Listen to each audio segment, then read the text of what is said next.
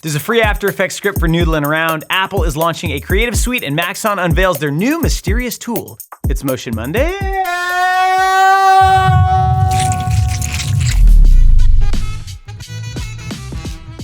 Our friends at Good Boy Ninja just dropped a new free After Effects plugin that, according to them, will wobble your sausage. Listen, it's 2026. Edgy humor is cool again. We're not worried about getting canceled or being told to do better. Noodle is a free script panel that lets you add delayed animation to pretty much anything. This panel lets you link the motion of one or more layer properties to another layer. Simple stuff like adding puppet pins to a layer and having those pins react in a springy fashion to the overall motion.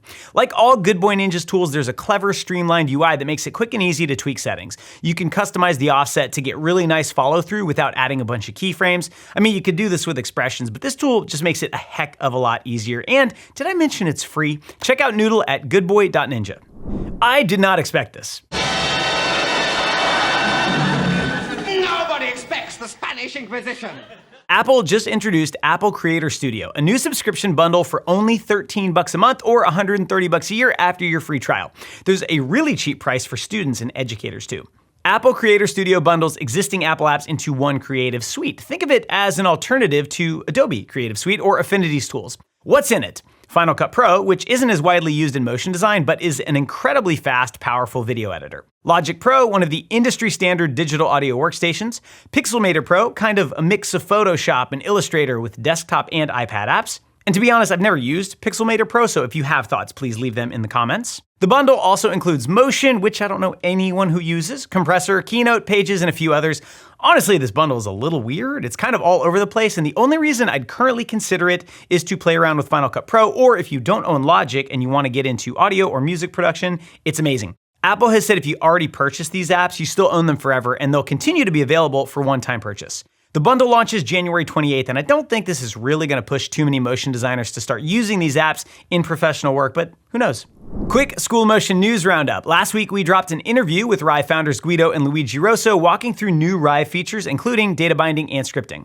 For All Access members, our first community portfolio review of the year is next Thursday, January 29th at 2 p.m. Eastern. Sign up in the community to have your portfolio roasted. Boom. Roasted. All Access members can also watch the replay of last week's live workshop with Guido from Rive on data binding. Also, work on Rive Academy Volume 3 starts soon. We are quickly approaching 3,400 All Access members from all over the globe who get unlimited critique, worldwide community, live monthly workshops, and portfolio reviews. Find out all the details at schoolmotion.com/allaccess, and we hope to see you in class. Rive has officially launched scripting. It's been in beta for a couple of months, but now all users can try it out. It uses the Lua programming language, which most motion designers probably aren't familiar with, but Rive provides an AI agent that can create the code for you. This might be the biggest feature Rive has ever launched because it creates complete feature parity with Flash, but the scripting language in Rive is even faster, more powerful, and can connect to literally anything. People are creating full 3D engines with it. Artists are creating bespoke particle systems. Animators are creating full-blown games inside Rive with total control over artwork, animation, and interactions. One thing I heard recently that rang true, if you're working in the creative field, either you are making the thing or trying to get people to buy the thing. As motion designers, we've mostly been trying to get people to buy the thing, but now we have a tool that lets us make the thing. And if you're interested in doing just that, check out our Rive curriculum on All Access. MOHO is software we don't talk about very much at School Motion. Maybe we should. Let me know in the comments. But it is an absurdly powerful character animation tool, and every once in a while, I'll see demos of its rigging capabilities that blow my mind. Like this rig demo from artist Terrence Tot Mew. Terrence built a fake 3D, fully rotatable rig with gorgeous line quality, automatic line boiling, and tons of controls. MOHO is animation software designed for character animation. The rigging tools are incredibly powerful. You can work with vector or raster artwork, export to game engines, and there are lots of tools for physics and an amazing keyframe editor and other things like that. It's used in lots of ads and TV shows. We've been asked if we'll ever teach MOHO, and I would love feedback on this. In the motion design toolbox, you don't often find MOHO. There aren't lots of gigs for MOHO animators unless you're working as a character animator on long form stuff, which is why we haven't really focused on it. But it's very cool, so let me know what you think. Time to feature some great work. First up, a music video for A$AP Rocky's song Helicopter from Evercoast and Grin Machine with CG supervised by Chris Rutledge. I love the 4:3 aspect ratio, the grungy late 80s aesthetic. Every frame is super dense, but when you watch it, you might wonder how they got these performances to look so lifelike. Check out the making of article for all the nerdy details, but basically they captured every single performance using Gaussian splats, then used Blender and Houdini with Octane to put everything together. I love this piece because it takes a lot of taste to nail this vibe, but I also love that the team leaned really far into new technology and pushed it. Next up, our buddies at Rive Studio produced a piece for Google that doesn't look like most of their work. This is a very restrained piece. The theme this year for me is taste, and this shows taste. They are not trying to impress animators. They're telling a story. This piece is very powerful, especially if you're a parent. I actually got a little teary-eyed at the end, I'm not ashamed to admit it. Rive co-founder Austin told me that this is the Rive project he's currently most proud of, and it's obvious why. Taste plus maturity plus restraint. Finally, this is a sick piece called Etheria from artist Paul Trillo and Hawk. The way the clouds move like human beings dancing is really cool, and it's kind of something I haven't really seen before. But the coolest part is the behind the scenes breakdown. There's tons of taste and a great idea, but I also love the way AI was used here. You can feel the humanity in this piece, and yet, this would have been 100 times harder to do without newer generative AI tools. The video breaks down how much work this took, mixing tons of traditional post-production techniques like rotoscoping, compositing, tracking, then using tools to pull out depth maps, feeding those into comfy UI with style frames that humans help create, then generating AI clouds, compositing them, retiming, editing. This isn't going into Midjourney and typing a prompt. This is human intent leveraging AI tools to create a vision. I think it's a great example of the future of AI in visual effects and motion design. So check out Etheria and the making of. The links will be in the description. Boris recently launched the 2026 versions of all their apps, and they just keep shipping. If you do any kind of roto, visual effects, compositing, or tracking and you're not using Boris tools, what are you doing? Most After Effects artists are familiar with MOHO because After Effects ships with MOHO AE, a free version. What you may not be aware of is there is a pro version with way more powerful tools and built-in rotoscoping that leverages machine learning.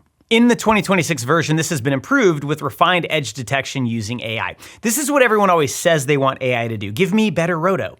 In MOHO and in Silhouette, you can get pretty great one-click masks, but now you can also refine the edge similar to the Roto Brush tool in After Effects, and the results are kind of insane. If you want a deep dive into what Roto looks like in the age of AI, check out this video from the Visual Effects Society London event that makes the case that no matter how good these tools are getting, and they are getting very good, humans have to be in the loop. We will link to everything in the show notes. This next story makes me sad. One of my favorite studios, Perception, announced that after almost 25 years, the founders have made the decision to close Perception. Co-founder Danny Gonzalez, who started the studio with Jeremy Lasky, wrote a post eulogizing the legendary studio. There were no details as to why, but I just want to say thank you to Perception for being a giant inspiration to so many artists over the years. If you don't know who they are, check out their tech and film reel from last year. They really blew up when they did design and VFX work for the UI heads-up display on Iron Man 2, and since then they've worked on some of the biggest movies ever, helping to set the look for modern UI in films. Then they parlayed that into the real world, building real-world UIs for cars and other devices. So pour one out for Perception. They had an amazing run, and their influence will continue to be felt for years to come.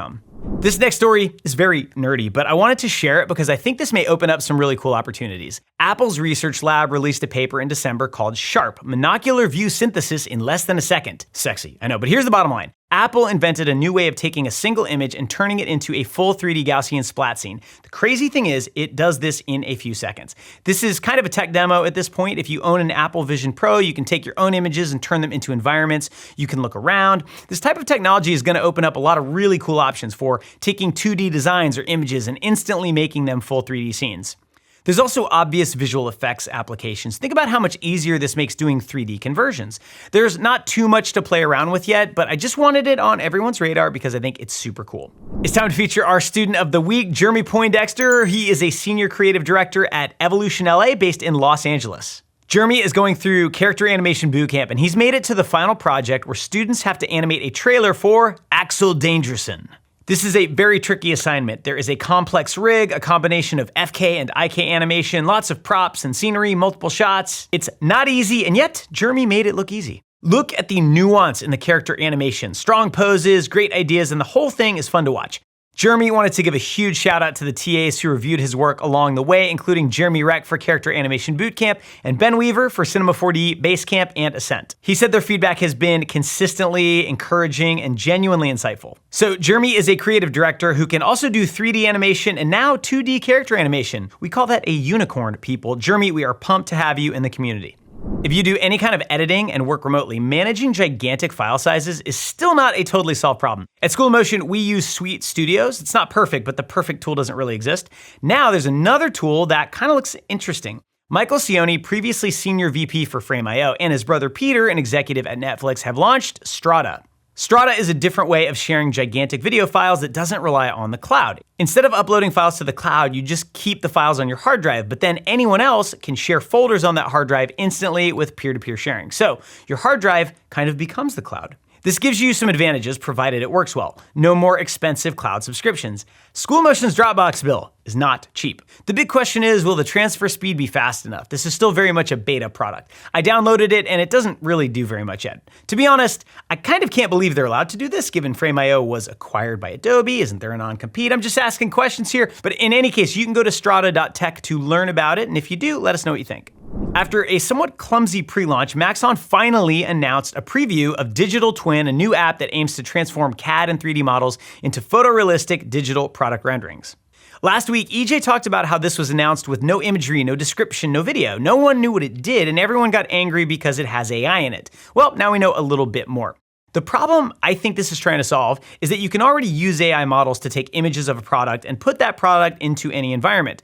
The problem is you inevitably get tiny discrepancies between the render and the actual product. This solves that because rather than generating an image, you're actually using a 3D model. Digital Twin lets you place the model into a generated environment, and it handles all the lighting, texturing, and integration to make that model 100% accurate. The imagery on Maxon's site makes it clear that this is aimed at marketers who need to create lots of different assets, but need the product to be 100% accurate. If there's AI weirdness in the background, who cares? But if there's AI weirdness in your $50,000 watch, that's a problem. Now, I saw a lot of people crapping on Maxon for this. While the announcement was clumsy, sure, personally, I think this app solves a real problem. For people that need to make lots of marketing images of a product, this is gonna be insanely useful. I actually think it's pretty smart of Maxon, and we'll keep you posted when the tool actually launches.